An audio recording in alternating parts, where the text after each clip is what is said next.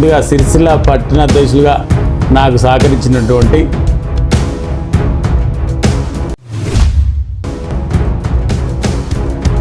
అంతేకాకుండా మహిళల భద్రత సంక్షేమంపై పార్టీ తీసుకుంటున్న చర్యలు ఏమిటి? మహిళల కొరకు వాస్తవానికి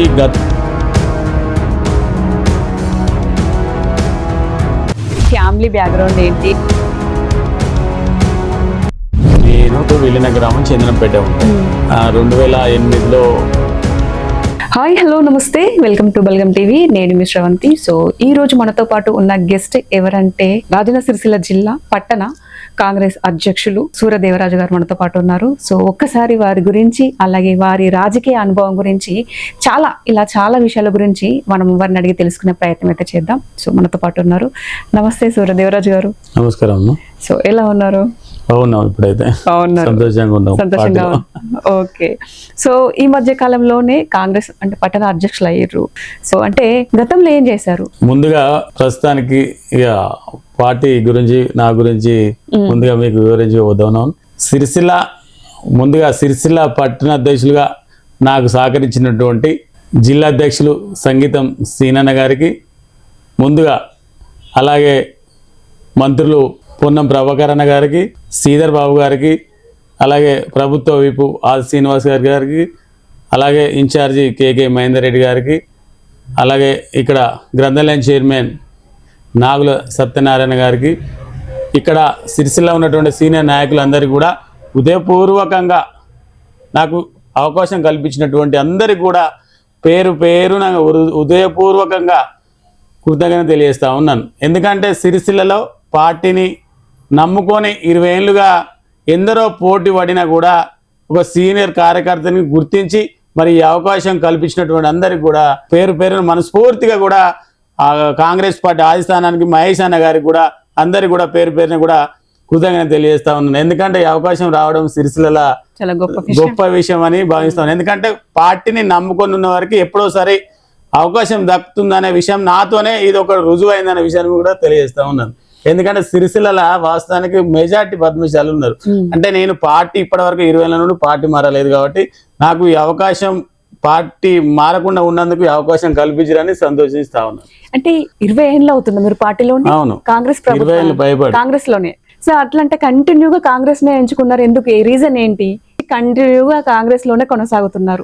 ఎలాంటి రీజన్ తో ఉంటున్నారు? కాంగ్రెస్ పార్టీ వాస్తవానికి కాంగ్రెస్ అనేది ఒక న్యాయంగా ఆలోచించేటువంటి పార్టీ. ఎందుకంటే బడుగు బలహీన వర్గాలకు కానీ పేదలకు కానీ అసలు వాస్తవానికి కాంగ్రెస్ పార్టీతోనే న్యాయం జరుగుతుంది. దానిలో ఉంటేనే మనం ప్రజలకు న్యాయం చేయగలుగుతామనే ఉద్దేశంతోనే ఎలాంటి పార్టీ మారకుండా ఈ 22 సంవత్సరాల పార్టీ నమ్ముకొని మరి ప్రజలకు సేవ చేస్తూ ఉన్నాను. గతంలో నేను ఈ కాంగ్రెస్ పార్టీలో ఎంపీటీసీగా కూడా మా ప్రజలకు సేవ చేసిన అనుభవంతో మరి గతంలో యూత్ కాంగ్రెస్ జిల్లా ఉమ్మడి జిల్లా జనరల్ సెక్రటరీగా, మరి గతంలో కూడా ఉమ్మడి జిల్లా కాంగ్రెస్ పార్టీ కార్యదర్శిగా, మరి బ్లాక్ కాంగ్రెస్ ప్రెసిడెంట్గా, మరి ఈ కాలంలోనే అధ్యక్షులుగా కాంగ్రెస్ పార్టీలు అంటే కాంగ్రెస్ పార్టీతోనే ఏదైనా సాధ్యమవుతుంది అనే నమ్మకంతోనే కాంగ్రెస్ పార్టీలో కొనసాగుతా ఉన్నాను ఇప్పటి వరకు. ఓకే. అన్ని సంవత్సరాల నుంచి అంటే ఇన్ని సంవత్సరాల అనుభవం ఉంది. అప్పటి నుంచి ఇప్పటి వరకు మీ దృష్టికి వచ్చిన సమస్యలు ఏంటి? ఎక్కువ నా దృష్టికి వచ్చిన ప్రజా సమస్యలు, ఆరోగ్య సమస్యలు కానీ ప్రజలకు నా దృష్టికి వచ్చిన ఆరోగ్య సమస్యలు కావచ్చు, ప్రజలు హాస్పిటల్కు సంబంధించిన విషయాలు కావచ్చు, ఏదైనా ప్రజలకు ఏదైనా సంబంధించిన ఎంఆర్ఓ గారు కావచ్చు, ఆర్డీఓ గారు కావచ్చు, కలెక్టర్ గారికి కావచ్చు, ఏమైనా పోలీసు పరంగా పోలీస్ డిపార్ట్మెంట్ గారు ఏదైనా కూడా వాళ్ళకు స్పందించి వారికి ఎక్కువ స్పందించి వారి సాధ్యమైనంత వరకు నేను వారికి సేవ చేసేటటువంటి అనుభవంతోనే చెప్తా ఉన్నా. ప్రతి విషయంలో కూడా వాళ్ళకు తోడుగా నీడగా ప్రజల వెంట అంటే ఖచ్చితంగా నేను ఎప్పుడు కూడా వారి తోడుగానే ఉంటాను. కాంగ్రెస్ పార్టీ ఒక వ్యక్తిగా, ఒక కార్యకర్తగా వాళ్ళకి ప్రతి సమస్య కూడా ఏ చిన్న సమస్య వచ్చినా నేను రాత్రి తేడాను 24 గంటలు అసలు ఫోన్ అనేది ఎప్పుడు కూడా ఆపు ఉండదు. ఎప్పుడు కూడా ఒక ఫోన్ చేసినా ఒకవేళ మిస్ కాల్ వచ్చినా, ఎత్తలేని పరిస్థితుల్లో మిస్ కాల్ కూడా వచ్చినా మళ్ళీ రిటర్న్ చేసి వాళ్ళకి స్పందించి వాళ్ళ సమస్యలు కూడా సాధ్యమైనంత వరకు తీర్చేస్తా వాళ్ళది ఖచ్చితంగా. ఓకే. సో అంటే రాజకీయాలకు ఎందుకు రావాల్సి వచ్చింది? అంటే ఎట్లా వచ్చారు రాజకీయాల్లోకి? రాజకీయాలకు రావడం ఏంటంటే అసలు మనమే పేదలకు ఒక మంచి పని ఎందుకు చేయొద్దు? రాజకీయాలు ఉంటే ఏదైనా సాధ్యమవుతుంది. ప్రజలకు మంచి చేయాలనుకుంటే ఒక సాధ్యమయ్యేది కాంగ్రెస్ లీడర్తోనే సాధ్యమైంది. కాబట్టి నేను అది మరి కాంగ్రెస్ పార్టీతోనే సాధ్యమవుతుందని కాంగ్రెస్ లో ఉండి ప్రజల సమస్యని ఎప్పటికప్పుడు ఖచ్చితంగా తీరుస్తూ ఉంటాను నేను ప్రజల సమస్యలు కూడా. ఎలాంటి సమస్యలు అంటే ఎలాంటి సమస్యలు మీ దృష్టికి వస్తున్నాయి అంటే అభివృద్ధి విషయంలో కావచ్చు, అభివృద్ధి విషయంలో చాలా వరకు కూడా నాకు సాధ్యమైనంత వరకు నేను అప్పుడు గతంలో ఎంపీటీసీ ఉన్నప్పుడుగా డ్రైనేజీలు కానీ, స్కూల్ కాంపౌండ్ వాల్స్ కానీ, ఇంకా కమ్యూనిటీ వాళ్ళు కానీ, ఇంకా ఏదైనా డ్రైనేజ్ ఇంకా వగైరా చాలా వరకు కూడా నేను చాలా వరకు వర్కులు చేసి ఉన్నాను. మంత్రి శ్రీధర్ బాబు గారు, పొన్నం ప్రభాకర్ గారు అప్పుడు 2009 వరకు నేను సాధ్యమైనంత వరకు కూడా ఎక్కువ శాతం డ్రైనేజు, అది మోర్లు, సీసీ రోడ్లు కానీ, కాంపౌండ్ వాల్స్, స్కూల్కి సంబంధించిన వాటికి ప్రజలకు ఉపయోగపడే చాలా వరకు కూడా ఉపయోగపడి చాలా వర్కులు కూడా చేశాను. సో ఇప్పుడు మీరు పట్టణ కాంగ్రెస్ అధ్యక్షులు అయ్యారు కాబట్టి పట్టణంలో ప్రధాన సమస్యలు ఏమున్నాయి? సిరిసిల్ల ప్రధాన సమస్యలు ఏమిటంటే సిరిసిల్ల వాస్తవానికి డ్రైనేజ్ సమస్యలు ఎక్కువ ఉండే.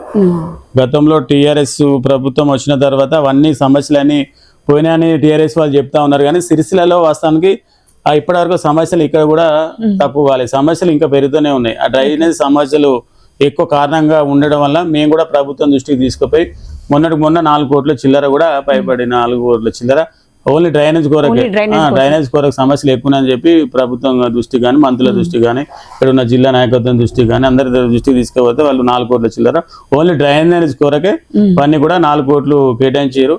మున్సిపల్ ఎలక్షన్ రావడం వల్ల దాన్ని కొంచెం పెండింగ్ పోస్ట్పోన్ చేసింది. ఆల్రెడీ వర్క్ టెండర్ కూడా అయిపోయింది ఆల్మోస్ట్ గా. ఈ సమస్యలని కాంగ్రెస్ పార్టీ ఎలాంటి కార్యాచరణ చేపట్టబోతుంది అంటే ఇప్పుడు డ్రైనేజే కాకుండా మన సిరిసిల్ల పట్టణంలో ఇంకా చాలా సమస్యలు ఉన్నాయి. వర్షాకాలం వచ్చిందంటే ముఖ్యంగా రోడ్ల పొన్న వాటర్ ఎక్కువ వస్తుంటాయి, ముఖ్యంగా అదేంటి డ్రైనేజ్ సమస్య. సో ఎట్లాగో కేటాయించారని చెప్పేసి అంటున్నారు, పోస్ట్ పోయిన్ అయిందంటారు కాబట్టి ఇంకా ఎలాంటి అంటే కార్యాచరణ చేపట్టబోతున్నారు అనేక రకాల సమస్యల గురించి? ఎక్కువ సిరిసిల్ల పట్టణంలో డ్రైనేజ్ సమస్య, సీసీ రోడ్ల సమస్య, వాటర్ నిల్వ ఉండడం వల్ల రాకపోకలు కూడా ప్రజలకు ఇబ్బంది సమస్య కూడా ఎక్కువ ఉంది. అది ఎస్టిమేషన్ సిరిసిల్లలో కూడా ఏపిచ్చి ప్రభుత్వానికి కూడా పంపడం జరిగింది.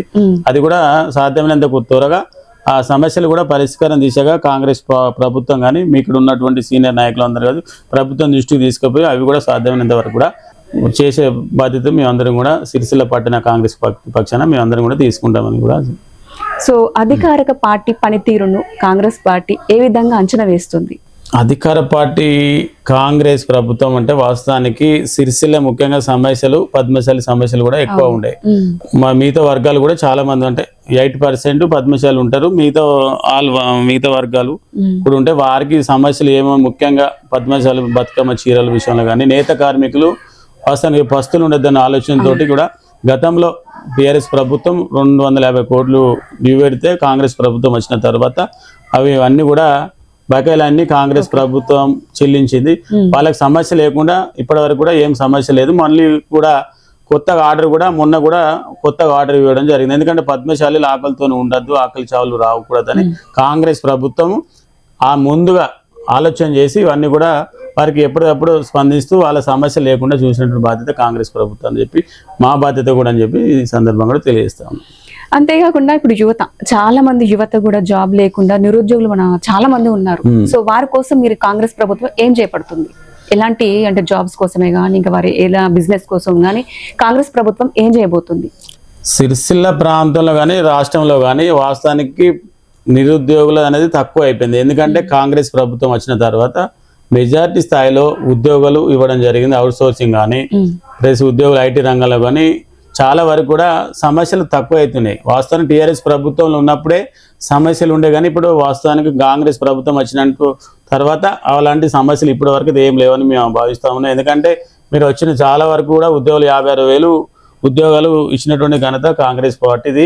మరి అవుట్ సోర్సింగ్ కానీ ఇంకా ఐటీ రంగంలో కానీ చాలా వరకు అసలు వాస్తవానికి ఉద్యోగుల టీఆర్ఎస్ పార్టీ వాళ్ళ విద్యార్థులు మెప్పు పొందడానికి ఏదో ప్రయత్నం చేసింది తప్ప అక్కడక్కడ మీటింగ్లు పెట్టి విద్యార్థులను రెచ్చగొడుతుంది, బీఆర్ఎస్ రెచ్చగొడుతుంది, కానీ ఎక్కడ కూడా అటువంటి సమస్య ఏం లేదు.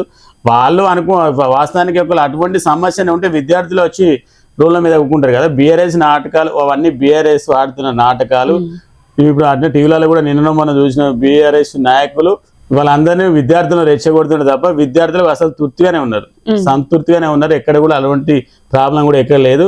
రానున్న రోజుల్లో ఇంకా వాళ్ళకి భవిష్యత్తు ఉంటుందని చెప్పి మేము ఉద్యోగాలు కూడా కాంగ్రెస్ ప్రభుత్వం ప్రతి సంవత్సరం కూడా ఉద్యోగాలు కూడా కేటాయిస్తుంది అని చెప్పి ఈ సందర్భం కూడా తెలియజేస్తూ ఆ సమస్య రాకుండా చూసుకున్న బాధ్యత కాంగ్రెస్ ప్రభుత్వం అనేది అని చెప్పి ఈ సందర్భం కూడా తెలియజేస్తా ఉన్నాం. అంతేకాకుండా మహిళల భద్రత సంక్షేమంపై పార్టీ తీసుకుంటున్న చర్యలు ఏమిటి? మహిళల కొరకు వాస్తవానికి గతంలో బీఆర్ఎస్ ప్రభుత్వం వచ్చిన తర్వాత మహిళలకు భద్రత అసలు వాస్తవానికి లేకుండే. విచ్చలవిడిగా గ్రామాలలో బెల్ట్ షాపులు కానీ వాస్తవానికి అది ఇప్పుడు కాంగ్రెస్ ప్రభుత్వం వచ్చిన తర్వాత దాదాపు బెల్ట్ షాపులు గ్రామాలలో తక్కువ శాతం కూడా అయినాయి.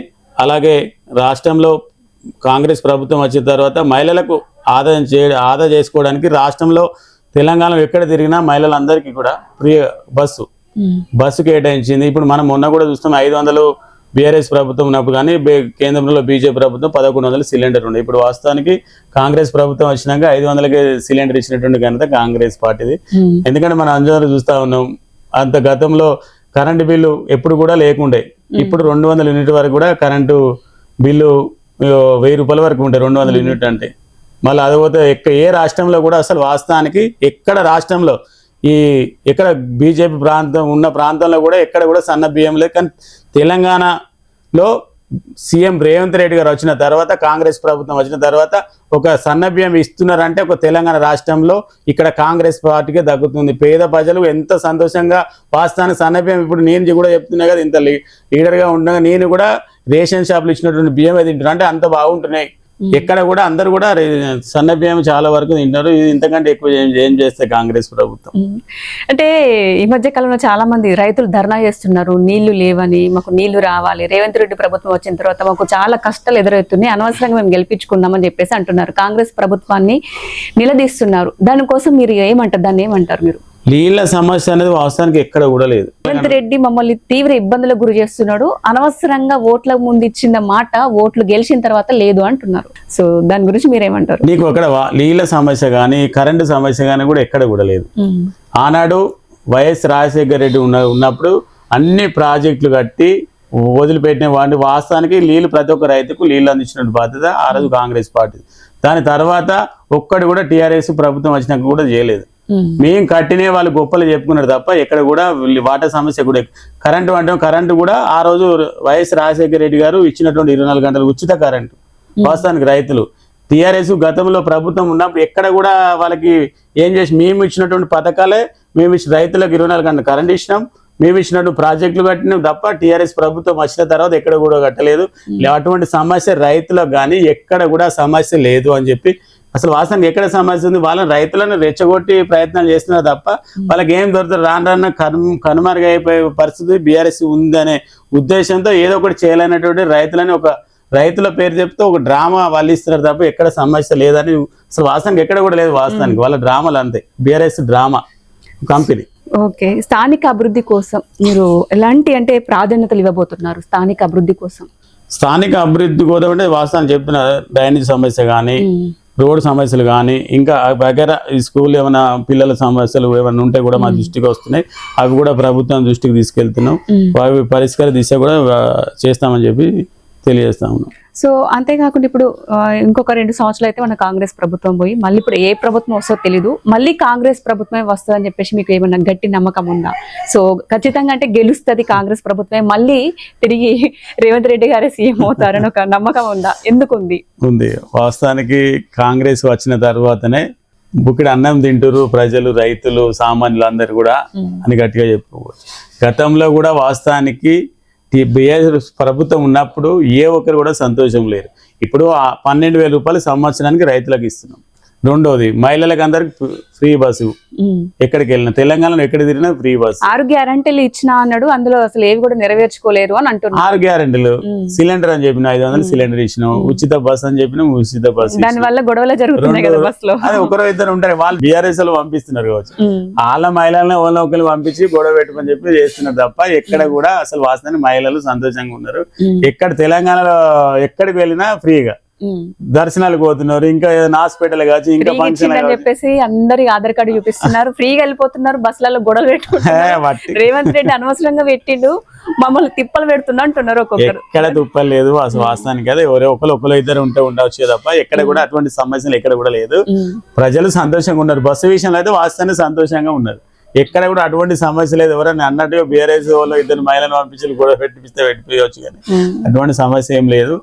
రేషన్ షాప్లో సన్న బియ్యం ఇస్తున్నారు. అంటే పేదలకు బడుగు బలహీన వర్గాలకు కాంగ్రెస్ పార్టీ వెన్నుదన్నగా ఉంటుంది. అసలు వాస్తవానికి కాంగ్రెస్ పార్టీ ఎప్పుడు కూడా మంచి చేసినటువంటి పార్టీ. ఇంతకంటే ఏం చేస్తే కాంగ్రెస్ పార్టీ రెండోసారి రావడానికి ఇది ఒక అద్భుతంగా మేము పనిచేస్తున్నాం. ఇంతకంటే ఎక్కువ ఏం చేయలేము. ఎలాంటి పనులు చేస్తున్నారు ఇప్పుడు పార్టీని బలోపేతం చేయడానికి? మీరు ఎలాంటి కార్యాచరణ చేపట్టబోతున్నారు? సిరిసిల్ల మా ఏకైక లక్ష్యం సిరిసిల్ల కేటీఆర్ని ఓడగొట్టడం మా లక్ష్యం. గతంలో ఏం జరిగిందో తెలియదు, కానీ సిరిసిల్ల నేను పట్టణాధ్యక్షుని అయిన తర్వాత గ్రౌండ్ లెవెల్కి వెళ్ళిపోయి పార్టీ వార్డులలో ఏ విధంగా ఉంది, మరి పటిష్టంగా ఉందా లేదా, మరి కార్యకర్తలు ఏమంటున్నారు అని చెప్పి ఇప్పటి వరకు కూడా నేను 5 రోజుల నుండి వార్డులో తిరుగుతున్నాను. ఇప్పుడు 5 రోజుల నుండి వార్డులలో తిరిగి అలా సమస్యలు కూడా తెలుస్తున్నాను. కార్యకర్తల అసలు ఏంది, ఏం జరుగుతుంది, అక్కడ సమస్యలు ఏంది, మీ సమస్యలు ఏంది, పార్టీ సమస్యలు ఏంది, ఏమైనా అసంతృప్తి ఉన్నారా లేరని చెప్పి వాళ్ళు తిరుగుతూ ఉన్నారు. ఎక్కడ అటువంటి సమస్యలు ఏం లేదు, కానీ పార్టీ అక్కడ ఇంతకుముందు వాళ్ళు పిలువకనో ఏదో తెలియదు, కానీ పార్టీ సిరిసిల్ల పటిష్టంగా ఇప్పుడు వార్డు కమిటీలు కూడా చేస్తడం జరుగుతుంది. వాళ్ళ అభిప్రాయాలు తీసుకొని కార్యకర్తలు అందరి అభిప్రాయాలు తీసుకొని వార్డుకు వెళ్ళి వాళ్ళ కార్యకర్తలు సమస్యలు తీసుకు వార్డు అధ్యక్షులు ఎవరైతే పార్టీ కొరకు పనిచేస్తున్నారో, గతంలో పార్టీ నుండి విడిచిపెట్టకుండా వెళ్ళిన వారు ఎవరున్నారు, ఉన్నోళ్ళు ఎవరున్నారో పన్నీరు కూడా చూసుకుంటేనే వారికి ప్రాధాన్యత దక్కుతుందనే విషయాన్ని అందరూ కూడా కాంగ్రెస్ కార్యకర్తలు అందరూ కూడా వార్డులో చెప్తున్నారు. ఎందుకంటే పార్టీ పటిష్టంగా గ్రామం కానీ వార్డులలో ఉంటేనే మరి వాస్తవానికి కాంగ్రెస్ డెవలప్ అవుతుంది పార్టీ. ఆ విధంగా మేము అందరు కూడా అందుకే నా అభిప్రాయం తీసుకొని వాళ్ళ దగ్గరనే ఎవరైతే మీ అధ్యక్షుడు అయితే బాగుంటుందని వాళ్ళ అభిప్రాయాలు తీసుకుని కొందరు ఏకగ్రీవమైనాయి, కొందరేమో పేర్లు 2-3-4 పేర్లు ఇచ్చారు. అలా ఖచ్చితంగా కాంగ్రెస్ పార్టీని సిరిసిల్లలో పటిష్టంగా చేసి సిరిసిల్ల ఏకైక లక్ష్యం సిరిసిల్ల కేటీఆర్ని ఓడగొట్టడమే. సీనియర్లు అందరూ కూడా అదే అనుకుంటున్నాం. ఖచ్చితంగా ఈసారి పోయిన 2018లో కావచ్చు, 18లో 90,000 ఓట్లు వచ్చినాయి కేటీఆర్, మొన్న 29,000. ఈ నెక్స్ట్ అది కూడా ఉంటది. ఖచ్చితంగా కేటీఆర్ ని ఓటడమే అంటున్నారు సూర్యదేవరాజు గారు. సో సూర్యదేవరాజు గారు ఇప్పుడు పట్టణ అధ్యక్షులు అయ్యారు కాబట్టి మీరంటే మీ సొంతంగా మీరు ఏమన్నా పనులు చేయబోతున్నారా? అంటే నేను ఈ టైంలో ఈ పనులు చేయలేకపోయినా ఇప్పుడు పట్టణ అధ్యక్షులు ఉన్నాను కాబట్టి ఇలాంటి పనులు చేయాలి, నేను అప్పుడు ఆ టైంలో చేయలేను కాబట్టి ఇప్పుడు నేను చేస్తాను అని చెప్పేసి ఏమైనా ఉన్నాయా, మీ దృష్టికి వచ్చినాయా? కార్యకర్తలు బాగోలు తెలుసుకోవడం ఫస్ట్. ఎందుకంటే పార్టీలో ఇంపార్టెంట్. పార్టీలో అధ్యక్షునిగా నా బాధ్యత ఏంటంటే సిరిసిల్ల కాంగ్రెస్ కార్యకర్తలు బాగోలు తెలుసుకో, వారి సమస్యలు తీర్చడం, ప్రజల సమస్యలు కూడా తీర్చడం. అక్కడ మీ వార్డులలో ఏమైనా సమస్యలు ఉంటే ఆ కార్యకర్తల ద్వారా మేము తెప్పించుకొని వాళ్ళ సమస్యలు కూడా ఏ విధంగా ఉన్నాయి, వాళ్ళు ఏమైనా ఇబ్బంది పడుతుంటే ప్రభుత్వం దృష్టికి తీసుకుపోయి ఖచ్చితంగా వాళ్ళకు సమస్యలు ఏ విధంగా అయితే చేస్తే బాగుంటుంది, వాళ్ళు ఏ విధంగా మన సమస్య తీర్చడం ఉంటుందో ఆ విషయం తెలుసుకుంటా ఉన్నాను. ఖచ్చితంగా వారి సమస్యలు ఏది ఉన్నా ఖచ్చితంగా తీసుకొని ప్రజల సమస్యలు కానీ మా కార్యకర్తలు ఏమైనా సమస్యలు ఉంటే కూడా ఖచ్చితంగా ప్రభుత్వం దృష్టికి తీసుకుపోయి కాంగ్రెస్ ప్రభుత్వం దృష్టికి తీసుకుని పార్టీ పరంగా నేను కూడా తీసుకువెళ్ళి వారి సమస్యలన్నీ కూడా బాధ్యతగా నెరవేరుస్తానని చెప్తా ఉన్నాను. అలాగే సూర్యదేవరాజు గారు కొన్ని సంవత్సరాల నుంచి దాదాపుగా 19 సంవత్సరాల నుంచి కాంగ్రెస్ ప్రభుత్వంలోనే ఉన్నారు. సో వేరే అపోజిషన్ పార్టీ వాళ్ళు వచ్చి డబ్బులు ఇచ్చి మా పార్టీలోకి రా అంటే మీరు వెళ్తారా? డబ్బుకు లొంగే మనిషి సూర్యదేవరాజు? డబ్బుకు లొంగే మనిషిని అయితే 2014లో ఎంపీటీసీ ఎంపీటీసీగా ఉండే. నేను అప్పుడు ప్రతిపక్షంలో వాస్తవానికి సిరిసిల్ల మండలంలో అంటే అప్పుడు సిరిసిల్ల టౌన్ లో విలీనం కాలేదు. అప్పుడు నేను ఏకైక ఎంపీటీసీని కాంగ్రెస్ పార్టీ. ఆ రోజుల్లో ప్రతిపక్షంలో నేను సిరిసిల్ల మండల పరిషత్లో నేను ఒక్కనే అందరు కూడా నిలదీసిన వ్యక్తిని. నన్ను వాస్తవాన్ని టార్గెట్ చేసిరు ఆ కాలంలో.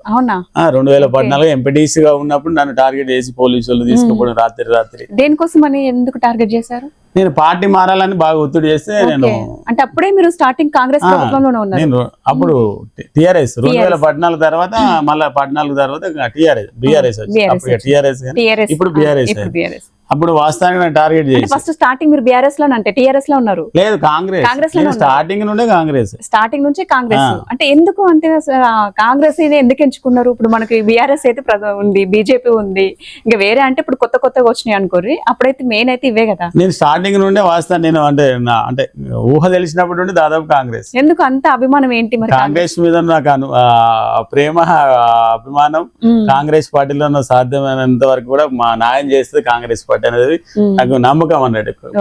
ఖచ్చితంగా న్యాయం చేస్తుంది, ప్రజలలో ఎలాంటి సమస్యలు ఉన్నా కూడా కాంగ్రెస్ ప్రభుత్వం న్యాయం చేస్తున్న ఉద్దేశం కొద్ది కాంగ్రెస్ పార్టీలోనే కొనసాగింది ఇప్పటి వరకు. సో అయితే బీఆర్ఎస్ లకు రావాలని చెప్పేసి టార్గెట్ చేశారు. అవును, అంటే డబ్బు పరంగా ఆశ పెట్టి నన్ను రండి ఖచ్చితంగా, నువ్వు ఒక్కనే అయిపోతే సిరిసిల్ల మండలాల ఎక్కలు కూడా ఎంపీటీసీ ఉంటారు, నువ్వు ఒక్కనే ఉన్నావు, ఒక గట్టిగా ఉంటావు, నువ్వు మండల పరిస్థితిలో ఎప్పుడైనా గొడవ నేను ఎక్కువనే పెట్టేవాడిని. అంటే గోల్మాల్ జరుగుతుంది అక్కడ మండల పరిసర నిధులు కానీ ఏదైనా సమస్యలు ప్రజా సమస్యల మీద ఒక్కనే పోడియం ముంగడ ఒప్పుకొని గొడవ వేసి నిరసన తెలియజేసి ఏదైనా ఉంటే అచ్చటి కూడా ఊరుకు తీసుకొచ్చాను. వాస్తవానికి అప్పుడు చేసిన వర్కులు బాగున్నాయి, చాలా ఉన్నాయి. ఏమేమి పనులు వచ్చినాయి అప్పుడు మీరు ఏం చేసారు? అప్పుడు డ్రైనేజీలు కానీ డ్రైనేజీ కానీ అది ఏంటిది సీసీ రోడ్లు కానీ కాంపౌండ్ అని చెప్తే కదా స్కూల్ కు అప్పుడు అవన్నీ కానీ కమ్యూనిటీ హాల్ కానీ సాధ్యమైనంత వరకు అప్పుడు సబ్సిడీ కింద ట్రాక్టర్లు కానీ అవన్నీ కూడా సామాన్య రైతులకు ఇప్పించేవాళ్ళు. ఇప్పుడు ఎట్లా ప్రజలు అనుకుంటారు కదా, ఏముంది ఆయన గవర్నమెంట్ నుంచి తెస్తుండు ఇవి పెడుతుండు, ఆయన సొంత డబ్బులు పెట్టుకుంటుండ్రా అని చెప్పేసి బయట ఒక టాక్. సో మీరు సొంతంగా పెట్టినవి మీ దృష్టికి వచ్చినాయి, అరే నా గవర్నమెంట్ ఇచ్చినా ఇవ్వకపోయినా నేను చేస్తాను, నేను చేసిన ఈ పనులు అని చెప్పేసి ఉన్నాయా ఏమన్నా? చాలా వరకు అయితే ఉన్నాయి.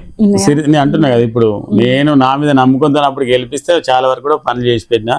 ఆ నమ్మకంతోనే దానికి తగ్గట్టుగా కొట్లాడి ప్రతిపక్షంలో ఉన్న ఎంపీటీసీ ఉన్నప్పుడు కూడా కొట్లాడి ప్రజలకు మంచి చేసి కొంచెం ఎంతో అంత నాకు సాధ్యమైనంత వరకు అక్కడ వాళ్ళు టీఆర్ఎస్ ఎంపీలు కానీ ఎంపీటీసీలు ఉన్నప్పుడు కూడా ఎక్కువ శాతం నేనే కొట్లాడి తెచ్చుకున్నట్టు.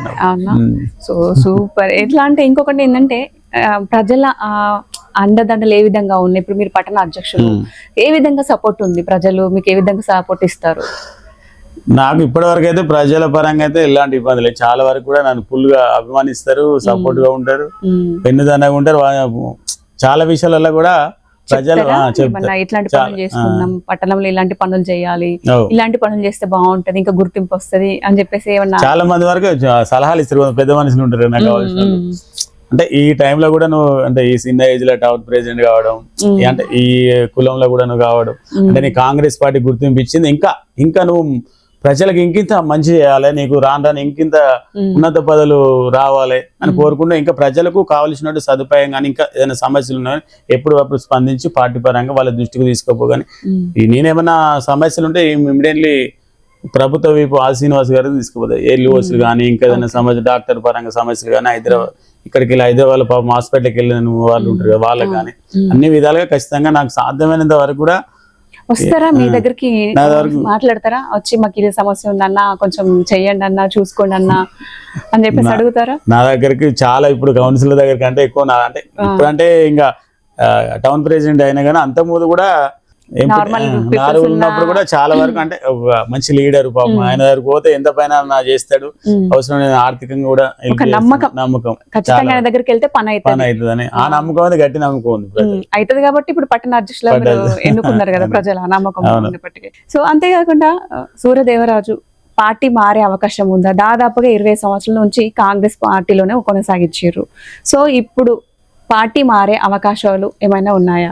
సిరిసిల్లలో సూర్యదేవరాజు పార్టీ మారే ప్రసక్తి 200% లేదు. కానీ టిఆర్ఎస్ కు సంబంధించిన వాళ్ళనే పార్టీలో చేర్చుకోవడం నాకు ఏకైక లక్ష్యం. ఇప్పుడే పార్టీ మారలేదు, ప్రభుత్వం మాది ఉంది, పార్టీ ఎందుకు మారుతుంది? పార్టీలో ఇంకెక్కువ ఏమైనా పనిచేసి ఇంకా గుర్తింపు పొందుతాం. కానీ ఇప్పుడు వాళ్ళ పోయేముంది, అది కనుమరుగా పార్టీ బీఆర్ఎస్ ఇంకెక్కడ ఉంది, అలా పోతే ఇంకేముండదు. నేను అటువంటి ఆలోచన కూడా అప్పుడే ప్రతిపక్షంలో 10 ఏళ్ళు కూడా కొట్లాడిన వ్యక్తి. ఇక ఇప్పుడు ఎందుకు పోతాం వాళ్ళకు? అప్పుడే ఆపర్ల మీద ఆపర్లు ఇచ్చి ధనం ఆశ చూపించినా పోలేదు. ఏ చేసినా కూడా ఎలాంటి ఆశ చూపించినా కూడా కాంగ్రెస్ పార్టీలోనే కొనసాగుతారు తప్ప ఎలాంటి పార్టీలకు పోననే వ్యక్తి సూర్యదేవరాజు గారు. అది గట్టిగా చెప్పుకోవచ్చు.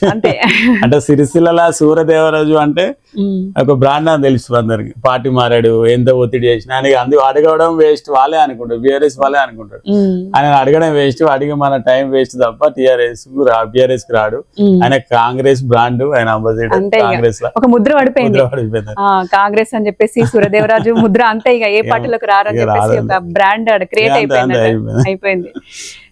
సిరిసిల్ల వాస్తవానికి నాకు ఉమ్మడి జిల్లాలో మంత్రులు అందరూ వాస్తవానికి అందరూ పొన్నం ప్రభాకర్ అన్న కావచ్చు, సీనియర్ బాబు కావచ్చు, వడ్డు లక్ష్మణ్ కావచ్చు, ఇప్పుడు ఉన్నటువంటి మా ఎమ్మెల్యే విప్పు వాసీన్ అన్న కావచ్చు, అంటే చాలా వరకు ఎమ్మెల్యేలు నాకు ఆయన వాళ్ళందరూ ఆశీర్వాదం ఉంది.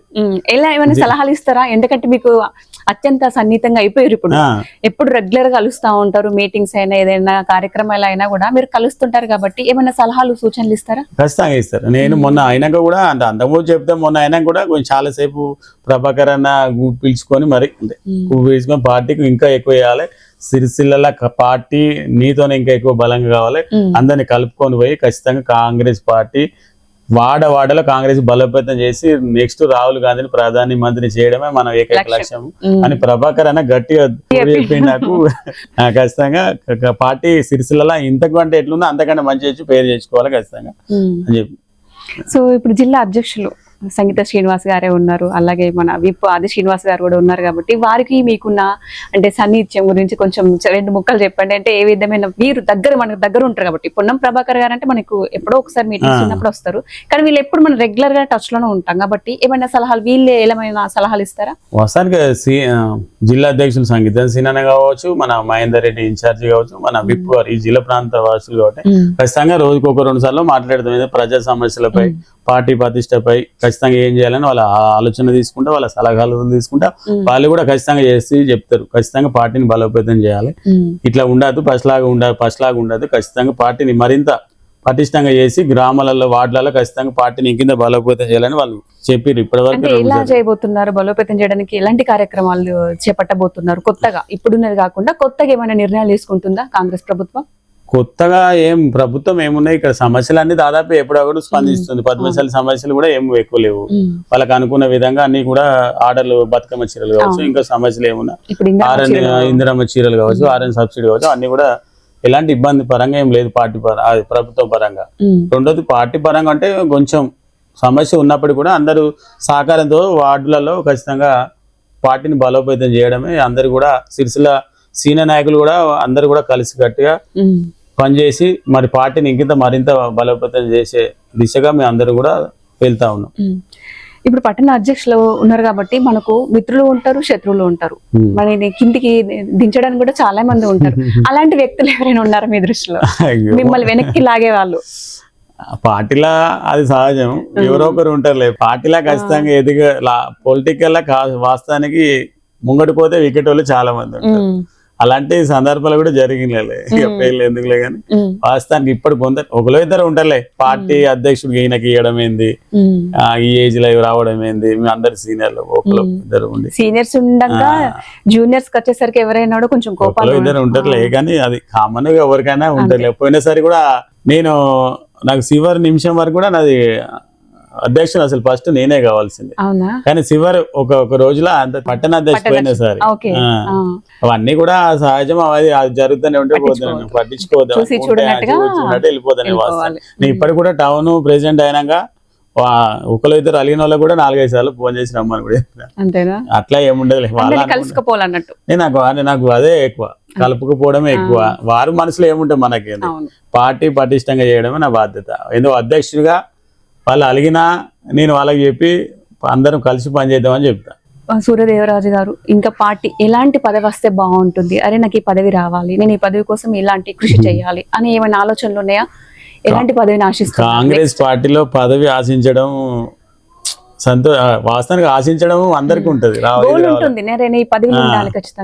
గోలు అందరికి ఉంటది. కానీ ఏంటంటే నాకు గోలు చాలా ఉన్నాయి, ఇంకా ప్రజలకు మస్తు ఎలా ఉంది. కానీ ఇక పార్టీ గుర్తించి పదవులు ఇస్తే తప్ప మనం అడిగితే ఎప్పుడు కూడా రాదు. వాళ్ళు మన సేవను గుర్తించి టౌన్ ప్రెసిడెంట్ ఇచ్చారు, తర్వాత మన సేవలను ఇంకా పార్టీకి సేవలు అందిస్తుంటే రాను వాళ్ళే రిపోర్ట్ తెప్పించుకుంటారు. వాళ్ళకు దేవరాజుకి అయితే ఏది ఇస్తే బాగుంటుంది, పార్టీ ఏదైతే బాగుంటుంది, ఎంత పార్టీని ఇంకా మరింత పటిష్టంగా చేయాలంటే ఆయనకి ఏది ఇస్తే బాగుంటుంది అని పార్టీ నిర్ణయిస్తుంది. ఎందుకంటే ఇప్పుడు కూడా పార్టీ నిర్ణయిస్తే మీరు అడగరా, నాకు నేను ఇంత కష్టపడుతున్నాను, నాకు ఈ పదవి కావాలని చెప్పేసి మీరు అడగరా? దాదాపు అడగలేదు ఎప్పుడు కూడా. నేను మొన్న కూడా వాస్తవానికి ఒక్కోసారి 2 సార్లు అడిగినా వాళ్ళే చూసుకుంటారులే అని చెప్పి వాళ్ళే గుర్తించి పార్టీలో ఇచ్చారు. పార్టీలో ఏంటంటే అడిగిన వాళ్ళకు కూడా ఇయ్యరు, వాళ్ళే చేసిన పనులు బాగా చేస్తున్నారు, బాగా మాట్లాడారు. ఎందుకంటే ప్రజలకు అందుబాటులో ఉండాలి. ఇప్పుడు ఇప్పుడు సిరిసిల్ల అంటే మెజార్టీ పద్మశాలి అంటే వాళ్ళు కూడా వాళ్ళ ప్రాధాన్యత వాళ్ళకి ఇచ్చింది, పార్టీ పరంగా నా ప్రాధాన్యత నాకు ఇచ్చింది. ఎందుకంటే పార్టీని నమ్ముకొని ఉన్న వాళ్ళకు వాసన సిరిసిల్ల కేటీఆర్ కాన్ఫరెన్స్ లో ఇన్ని రోజులు ఒక 20 సంవత్సరాలు ఒక చురుకైన కార్యకర్తగా మనము కాంగ్రెస్ పార్టీ ఆయనకు ఇవ్వకపోతే కూడా పార్టీలో ఇన్ని రోజులు కాలం ఉన్నందుకు కూడా ఇవ్వకపోతే బాగుంటుందని ఆలోచనతో అందరు గుర్తించి ఇచ్చిరు ఇది వాసన. యూత్ కు ఎలాంటి నిర్ణయాలు తీసుకుంటారు? ఇప్పుడు చాలా మంది యూత్ ఉన్నారు కాబట్టి కొత్త వాళ్ళు రావాలనుకుంటారు, వాళ్ళకి మీరు ఇచ్చే సలహాలు సూచనలు ఏంటి? నేను వాస్తవానికి కాంగ్రెస్ లకు చాలా వరకు కొంచెం యూత్ కాంగ్రెస్ చాలా వార్డులలో ఉన్నారు వాళ్ళు, ఎందుకంటే వాళ్ళకి ప్రోత్సహించిన లేరు కాంగ్రెస్ లో. అంటే కొందరు ఏంటంటే మన పని మనం చేసుకోపోదాం అన్నట్టు కొందరు ఉన్నారు.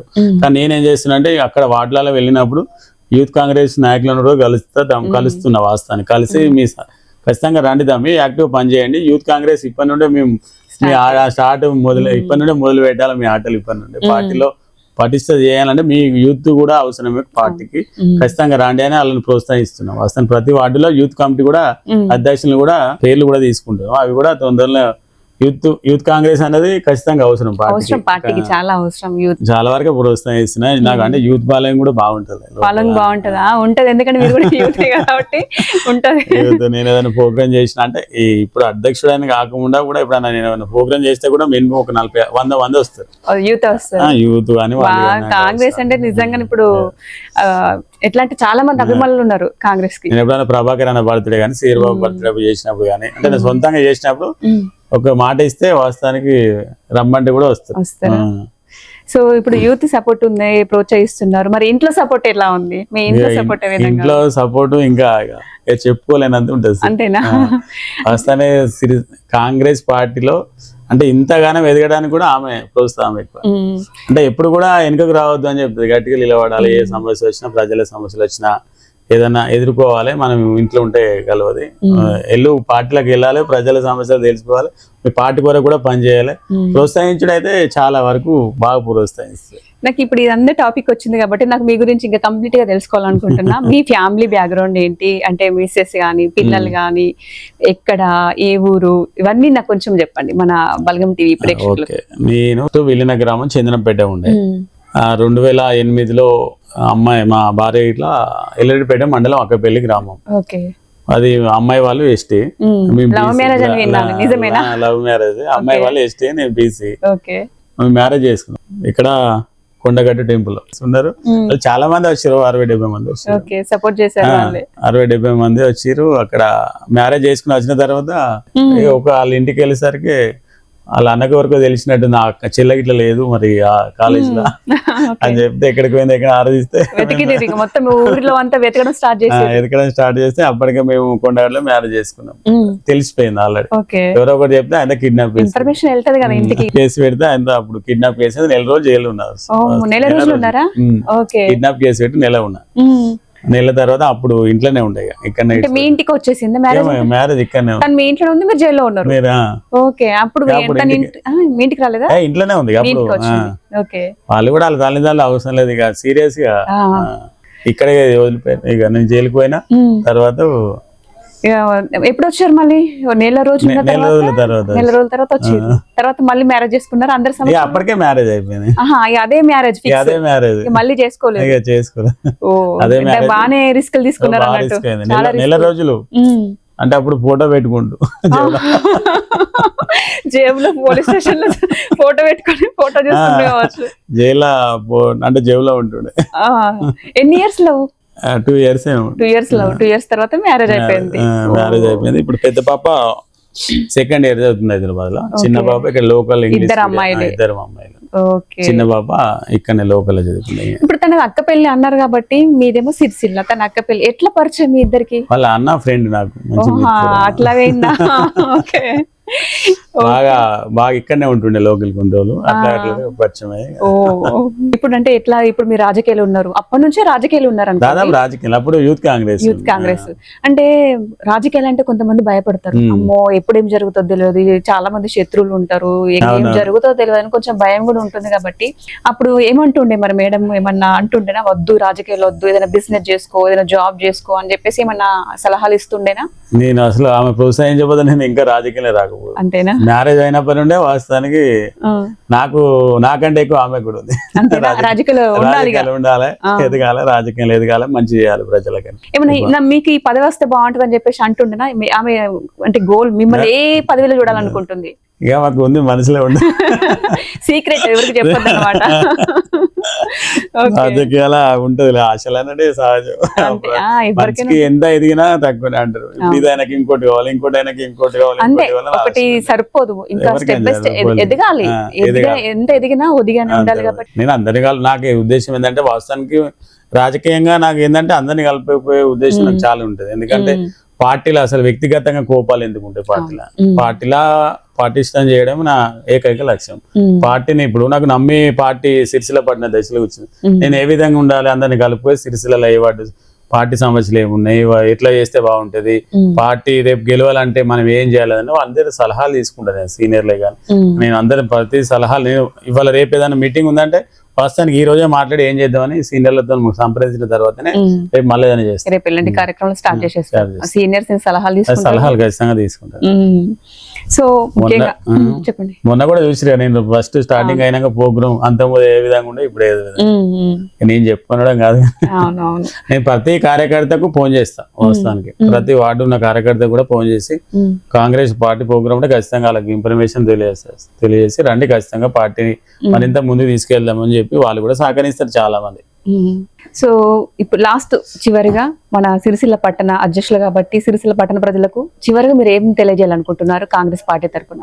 సిరిసిల్ల పట్టణ ప్రజలకు అందరికీ ఇప్పుడు కూడా వాస్తవానికి అప్పుడు కూడా స్టార్టింగ్ లో కూడా తెలియజేసిన ఇప్పుడు కూడా సిరిసిల్ల ప్రజల సమస్య అన్ని కులాల వారిగా ఉంటారు. సిరిసిల్ల పద్మశాలు ఉంటారు, గీత కార్మికులు ఉన్నారు, ఇంకా ఎస్సీలు ఉంటారు, మా ఇంకా గిరిజనులు వాళ్ళు చాలా మంది ఉన్నారు. వాళ్ళకి ఎవరికి ఏం పని చేస్తే బాగుంటది, వాళ్ళకి సమస్యలు ఏముందని నేను ఇప్పటికే చాలా వరకు కూడా అనే రిపోర్ట్ కూడా తీసుకున్నాను. ఎవరికి ఏం సమస్యలు ఉన్నా ఖచ్చితంగా ప్రభుత్వం దృష్టికి తీసుకుపోయి ఎక్కువైతే ఏం లేవు అనుకుంటున్నా, ఒకవేళ ఉన్నా కూడా ఖచ్చితంగా ప్రభుత్వం దృష్టికి తీసుకుపోయి సాధ్యమైనంత వరకు వాళ్ళ సమస్యలు తీరుస్తానని చెప్పి తెలియజేస్తాం. సో అంతేకాకుండా మన సిరిసిల్లలో చాలా మంది డ్రగ్స్ కు అలవాటు పడిపోతున్నారు. దాని గురించి మీరు ఏమంటారు?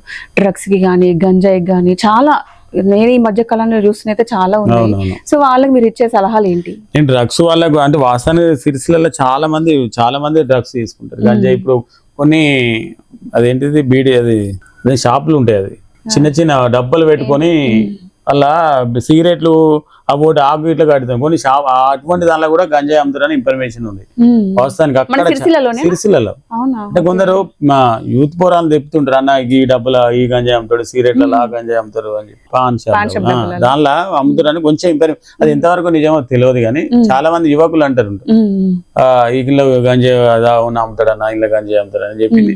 నాకు చాలా మంది కొందరు చాలా తిడుతుంటారు. నేను నాకు అటువంటి ఎవరు కొందరు అన్న ఇట్లా సార్లు పట్టుకపోయారు అది ఇది అని చెప్తే కూడా నేను ఫస్ట్ సార్లకే ఫోన్ చేస్తాను. సార్లకు ఫోన్ చేసి ఇమీడియట్ గా వాళ్ళ మీద యాక్షన్ తీసుకో, నేను చెప్తున్నాను కాకుండా మీరు కూడా సీరియస్ తీసుకోండి, అది అటువంటి వాళ్ళు ఇడిచిపెట్టద్దు అని చెప్తారు సీరియస్. ఎందుకంటే డ్రగ్స్ అనేది ఏందో మహమ్మారి, అది వాస్తవానికి ఎందరో ప్రాణాలు కోల్పోయే పరిస్థితి ఉంటుంది. కుటుంబమే అవును పాపం ఎందో తల్లిదండ్రులు ఎంతో ఆశలు పెట్టుకొని పిల్లల పైన మనం చెడు అలవాట్లకు పడి పాపం తల్లిదండ్రులను కూడా ఇబ్బంది పెట్టే పరిస్థితి. కాబట్టి నేను అందరు కూడా చెప్తా ఉంటాను. నా దగ్గరకు వచ్చిన వాళ్ళు కూడా నాకు ఫస్ట్ ఏమన్నా చాలా మంది వస్తుండే, అన్న అబ్బా మా కొడుకు అది చేసిండే కొంచెం చెప్పు ప్లీజ్ అని చెప్పి ఇలా తిట్టుకుంటూ మళ్ళీ వాళ్ళకి చెప్తా. ఇప్పుడు డ్రగ్స్ తీసుకునే వాళ్ళకి అంటే వాళ్ళు మానుకోవాలి అంటే ఎలాంటి అంటే స్టాప్ చేస్తే నియంత్రిస్తే బాగుంటది? సిరిసిల్ల డ్రగ్స్ ను కంట్రోల్ చేయాలంటే యువతకు వాసన తల్లిదండ్రుల చేతిలో ఉంటుంది. వాస్తవానికి పిల్లలు మనం ఏ విధంగా మరి బయటికి వెళ్తురు, వీళ్ళు ఎందుకు వెళ్తురు వాళ్ళ మీద దృష్టి పెట్టాలి. ఫస్ట్ అసలు వీళ్ళు బోల్తూనే వెళ్ళి సాయంత్రం దాకా ఏం చేస్తారు, వచ్చిన తర్వాత వాళ్ళని అడగాలి. అసలు వాస్తవానికి పిల్లల్ని ఎందుకు తల్లిదండ్రులు ఏమనుకుంటారంటే అడిగితే మళ్ళీ ఎక్కడ అలుగుతాడో అని అనుకుంటారు, కానీ ఒక్కసారి అలుగని కానీ రెండోసారి మన చేతులకు వస్తాడు. వాస్తవానికి పిల్లలు అడగాలి, అసలు ఈ రాత్రి ఇప్పటిదాకా ఎటుపోయినావు, ఎందుకు ఈ టైంలో నువ్వు ఏం చేస్తున్నావు, నీకు బాధ్యత తల్లిదండ్రులు ఉన్నాను మర్చిపోయినావు అని చెప్పి వాళ్ళని అడిగిన గట్టిగా ప్రశ్నిస్తే వాస్తవాలు తగ్గుతాయి.